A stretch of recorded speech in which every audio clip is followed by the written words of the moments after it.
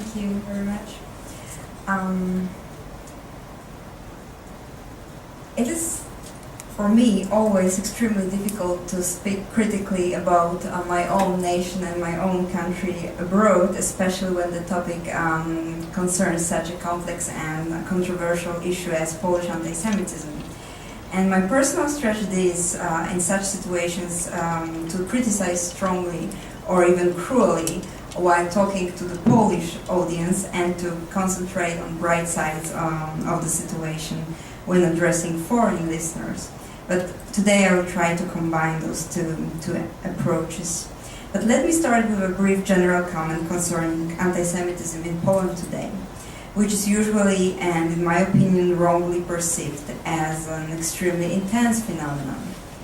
It is true that anti-Semitic attitudes are deeply rooted in Polish nationalistic and Catholic tradition, and that anti-Semitic sentiments come out on many occasions. It is also true that the history of my country and my nation is plagued and is dishonored by acts of, as Martin Krieger puts it, blackmail, extortion, denunciation, betrayal, and plunder of the living and the dead, carried out by Poles against Jews in many places in Poland during Second World War and directly after its end. But the Poles, and especially the Poles of my generation, have made an enormous effort in overcoming this hatred and prejudice. At the same time, Poland is almost completely free of anti-Israeli and anti-Zionist attitudes or BDS movement, what should clearly be credited foremost to the absence of Arab minority in Poland, but which must also be considered in the context of exemplary Polish-Israeli political foreign relations.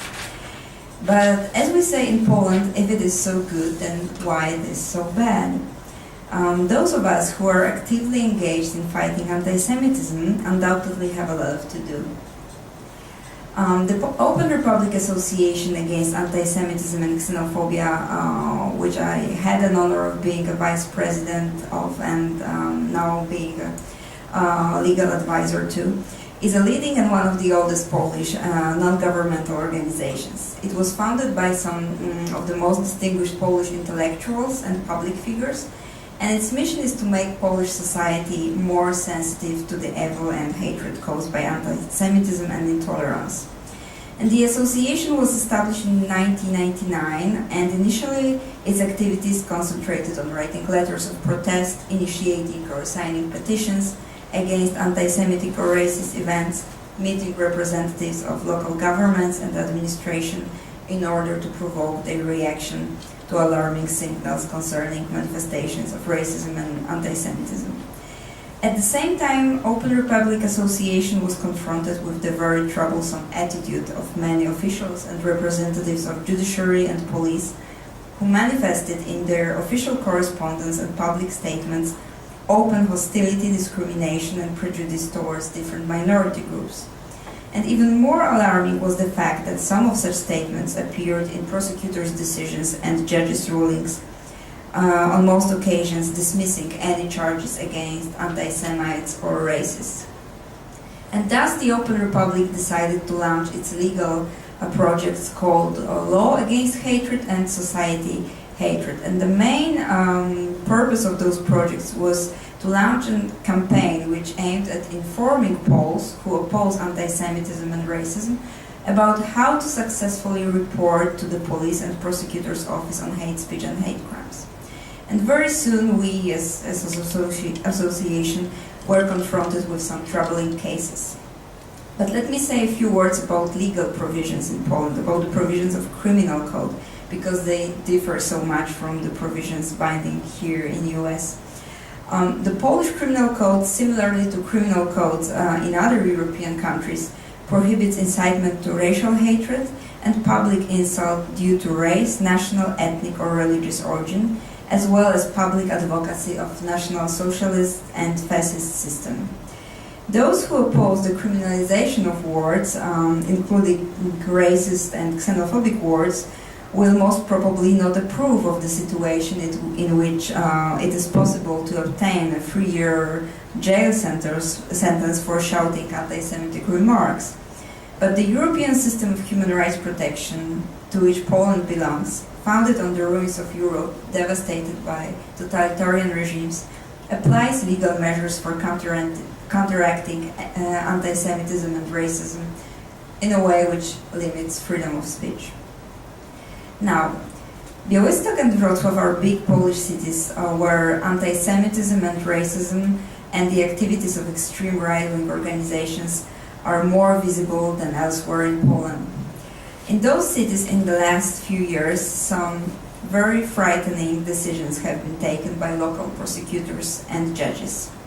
In the case of Wrocław, a judge has found unguilty a group of activists of the National Rebirth of Poland, which is an extreme right organization, for their anti-Semitic and racist slogans and shouts during public demonstration, with shocking reasons. The judge said in his decision that the opinions of the members of National Rebirth of Poland were merely a proof of their fascination with the theory of the preservation of separation in the rich mosaic of races, developed by Arthur Gobineau, the author of an essay on an inequality of human races, whose main ideas were then adopted by Hitler and Nazism.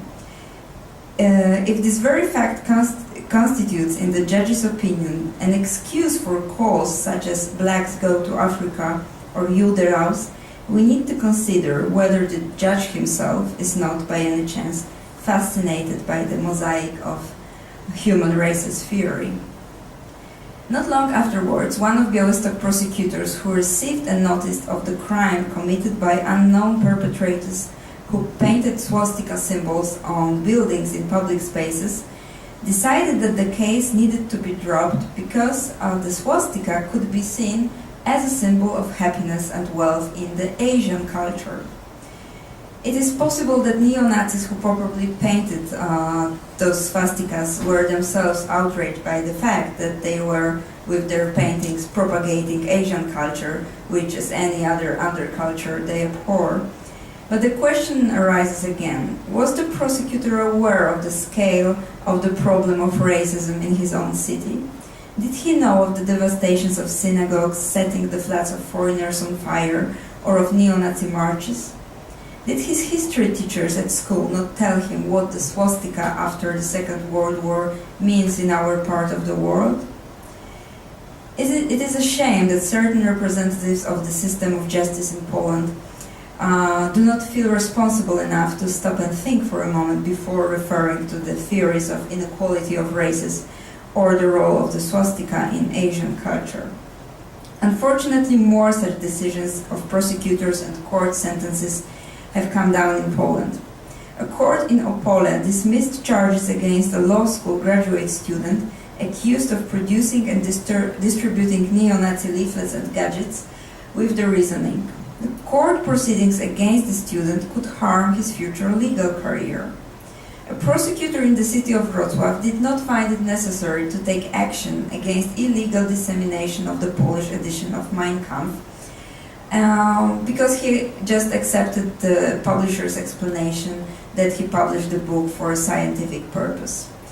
And one of my favorite examples, the poster stating and presented in public, "We will expel Jews from Poland," was not considered by the prosecutor an incitement to hatred based on ethnic and national origin, with an explanation. In order to find the slogan inciting to anti-Semitic hatred, it would have been necessary for it to be formulated in a different grammatical form, which means "let's expel Jews from Poland." I would now like to present in detail two cases concerning anti-Semitic hate speech and hate crimes in which the Open Republic Association took legal actions.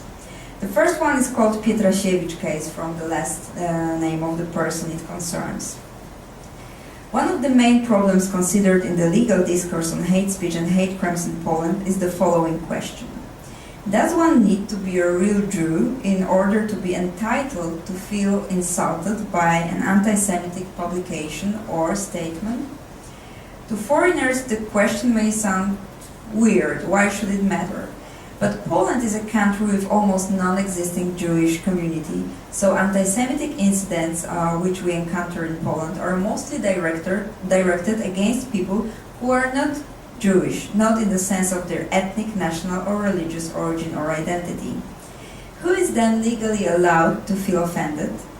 The Open Republic Association takes an effort to introduce legal changes which will enable everyone, every citizen, to regard himself or herself a victim of anti-Semitism. We claim that an explicit provision should be added to the criminal code. It should establish a legal rule according to which hate speech and hate crimes can be committed against any person, including those who do not belong to a particular group protected in Polish law, which means, for example, Jewish people, Muslims, Roma people. It should be sufficient that the hateful act is caused by the perpetrator's belief that he or she is attacking a Jew or Roma, or that the perpetrator associates his or her victim with the group he or she hates. And let me illustrate the aim of this proposal with an example of this Pietrasiewicz case. Tomasz Pietrasiewicz is a director of the Grodzka Gate Cultural Center and a person deeply engaged in Polish-Jewish dialogue and commemoration of Polish Jews who perished during this and after the Second World War. For the last 5 years, he has been a target of numerous anti-Semitic attacks, with their culmination in 2010, when a brick painted in swastikas was thrown at night into his apartment. Questioned by the police, Pietrasiewicz stated, truthfully, that he was not Jewish. Consequently, the prosecutor did not act on the basis of hate crime provisions, treating the committed crime as an ordinary act of hooliganism. Hateful and anti-Semitic motivation of the perpetrator or perpetrators was not taken into account, as Mr. Pietrasiewicz was not of Jewish origin, neither in an ethnic or religious sense. And many other European countries have introduced legal rules concerning the problem raised in this case.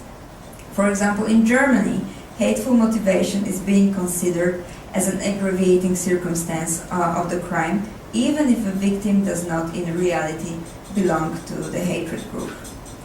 And after intensive media campaign and the Open Republic Association's intervention, a legal characterization of the crime committed against Mr. Pietrasiewicz has changed, and its anti-Semitic character has been noted by the prosecutor.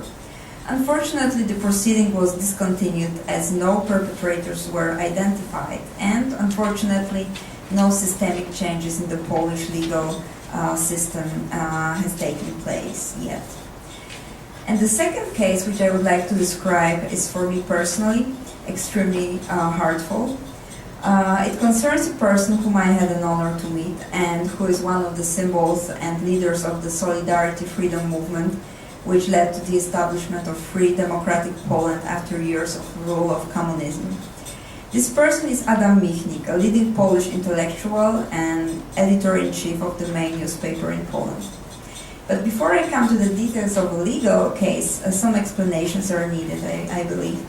Adam Michnik is a Polish Jew who has never denied or kept in secret his Jewish origin. Because he's a public figure known to almost everyone in Poland, and because the newspaper he leads is a left liberal title, very often picking up a sensitive topic of Polish anti-Semitism, for the Polish far-right and ultra-Catholic circles, Michnik is an epitome and a symbol of a Jew. He has also been repeatedly a victim of anti-Semitic attacks, mostly verbal attacks. In March 2012, for the third time in the last couple of years, the grave of Adam Michnik's parents, Helena Michnik and Olia Schechter, has been devastated. The Open Republic Association informed the prosecutor that the crime of devastation and desecration was accompanied by the crime of spreading anti-Semitic hatred, as the grave was sprayed with the swastika, with the drawings of the Star of David hanging on the gallows. Open Republic claimed that the anti-Semitic and hateful character of this act left no doubts. Through their act, the perpetrators not only wanted to destroy and desecrate the grave, but their aim was also to express their hatred towards Jews and to incite others to such hatred. The Star of David hanging on the gallows should also be seen as a manifestation of hatred and contempt towards Adam Michnik, but caused by his Jewish origin. The response by the prosecutor's office proved a complete lack of understanding of the nature of hate crimes and the context of the case. But what is, for me as a lawyer, perhaps even more troublesome is the completely wrong interpretation of legal provisions and inability of an analytical comparative analysis manifested by the prosecutor.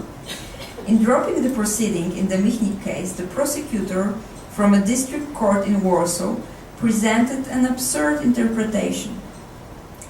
In order to characterize an act of drawing of a Star of David hanging on the gallows as an act of anti-Semitic hatred, the act would need to demonstrate, and I quote, the superiority of Polish nation over another nation. So for the prosecutor, the devastation and desecration was only an act of hooliganism, which, what the prosecutor said, deserves condemnation, but cannot be legally regarded as hate crime. I think that never before have I read a more false legal analysis. And I would just like to quote part of the position of the Open Republic Association regarding the prosecutor's decision on discontinuation of the proceeding. The prosecutor's legal opinion, according to which there is no basis for invoking hate crime provisions because the drawings of a Star of David hanging on a gallows placed on a Jewish grave does not express the superiority of one nation over another, shows not only a complete lack of understanding of the nature of anti-Semitism in Poland, but it also constitutes a wrong interpretation of the Polish criminal code. It belongs to the body of common knowledge that for the Polish far-right nationalistic circles, the symbol of the Star of David is a direct synonym of Jew as a national, ethnic and religious group. Thus, the Star of David hanging on a gallows placed on a Jewish grave means nothing else but a Jew hanging on the gallows. It is hard to imagine a more explicit example of incitement to anti-Semitic hatred. The Prosecutor General decided that the Michnik case should be re-examined, which was a success. But as usual, the proceeding was discontinued again, as no perpetrators have been identified. But the last-minute news just from yesterday says that the proceedings have been reopened again because some new evidence appeared. So we now hope that this time the perpetrators will be found and punished.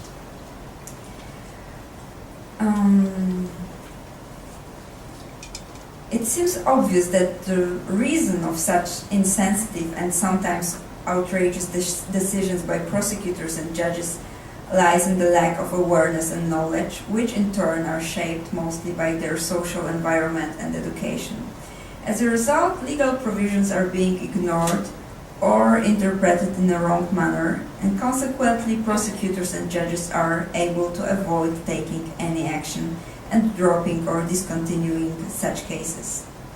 I would like to quote one of the most distinguished Polish legal scholars and a former judge of the Polish Constitutional Court, Professor Ewa Łętowska, who said, referring to hate speech and hate crime problem, "It is not about changing the law," she said, "but about changing the practice from a convenient one to inconvenient for the prosecutors and judges, or even more about making them realize things they pretend not to notice.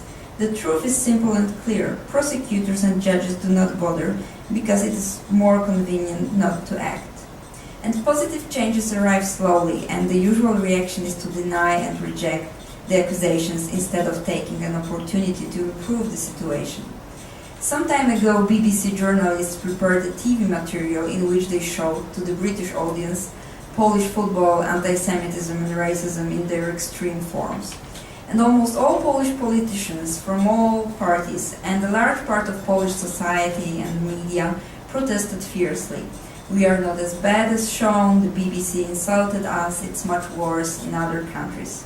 And it may all be true, but such a reaction is a sign of inability to self-criticism and reflection, which is also typical for many Polish prosecutors and judges.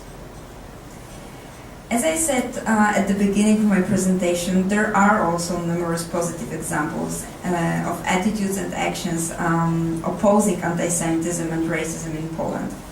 And it happens more frequently, although not frequently enough, that responsible and reasonable judges and prosecutors openly call racism and anti-Semitism by their names. Thus, it is especially important to single out and praise those prosecutors and judges who are not hesitant or afraid to break the disgraceful pattern of discontinued proceedings and court acquittals most typical for cases brought against soccer hooligans who revealed their anti-Semitic and racist attitudes at football arenas. We have waited for a very long time in Poland for a court judgment of the kind which was recently handed down by a district court in Warsaw. The court sentenced 17 soccer hooligans to do community service, to pay money contributions to the Union of Jewish Religious Communities in Poland, and surprisingly to watch Izabela Cewińska's movie The Purim Miracle. A wise and sensitive judge decided that the words Juden auf den Gas, Jews to the gas, are synonymous with inciting to hatred against Jews. By the way, one may only wonder, is it more terrifying or farcical that Polish football or soccer fans who call themselves true patriots chant such words in German, the language of those who, during the Second World War, wanted to destroy their Polish motherland and their nation. The guilty sentence in this case itself was a success of the system of justice, but ordering the accused to watch the movie, The Purim Miracle, was something unusual. The movie tells the story of an ordinary Polish worker, Jan Kochanowski, and it is really difficult to come up with a more pure Polish last name, who lives an ordinary life in a flat in Łódź with his wife and son, an anti-Semitic soccer fan. When Kochanowski loses his job, he blames all his misfortunes on Western capitalists and Jews. He is in shock when one day he receives a phone call from an American lawyer telling him that he inherited an estate from his departed relative of whom he did not know. The only condition to get the estate is to convert to Judaism. Kochanowski learns at the same time that he is Jewish, and that his family name is Cohen. And then he receives another blow. His wife admits to her hidden Jewish ancestry. And the movie shows how the family members, including the son, an ardent fan known for chanting anti-Semitic slogans during the matches, soccer matches, discover the Jewish tradition and faith and undergo a true transformation, which in the end has nothing to do with money or inheritance. And the stupidity and harmfulness of anti-Semitic prejudice are mercilessly exposed in this movie, and everyone who watches it can understand this. Of course, it's doubtful that after watching Cewińska's movie, the 17 football or soccer fans will undergo a kind of transformation which happened to the characters in The Purim Miracle. But perhaps just one of them will stop for a moment and think twice before he will continue to shout anti-Semitic slogans, or at least he will understand that with hateful, brutal words he hurts others, and these for sure are not his enemies, which means not the fans of the hostile soccer team.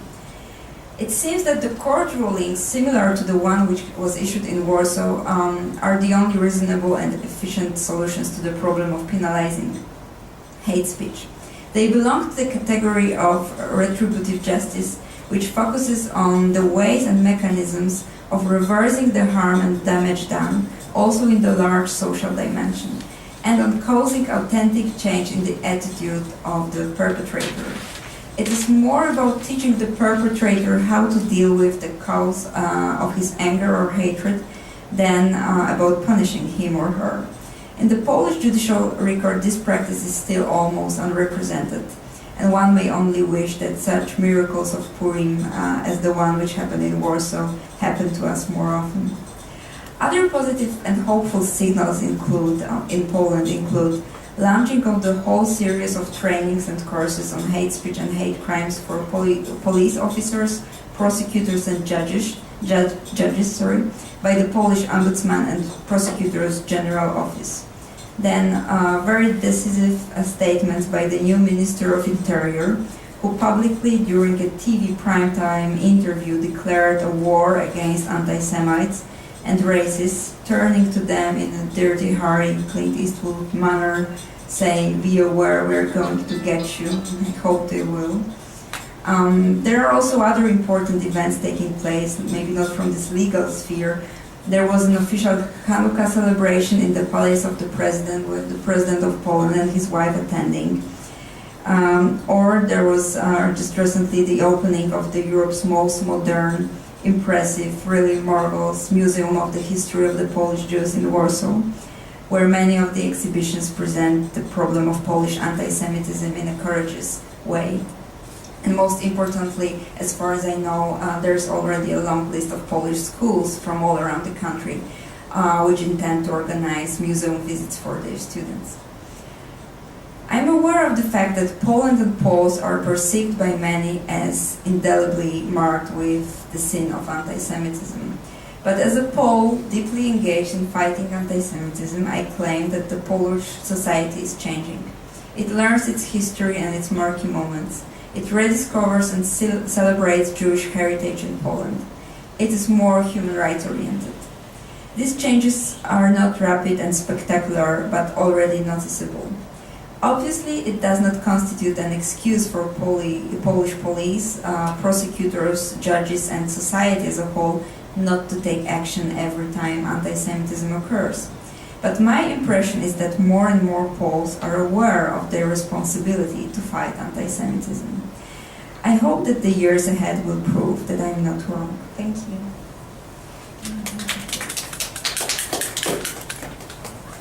If anyone has any questions, we can do a question session. Go ahead. I have a question.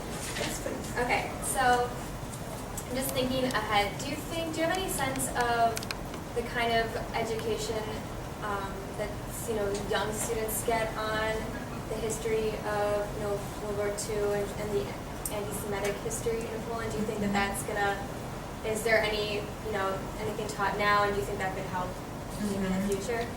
I would say this is a crucial component of the fight against anti-Semitism, racism, and other such negative phenomena, and it has just started. I would say for the last 5 years, such programs has been launched and introduced in Polish schools, in high schools mostly, but still there is a lot of to do, and there is a whole debate on Polish history books used at schools. What should they include? What information should they present? And there is this problem is being raised that actually Polish anti-Semitism should be included there, because now Poles are presented almost in 100% only as victims of Second World War and Nazis, and there is nothing on the Polish responsibility for some crimes which happened towards Jews during the Second World War. But it changes.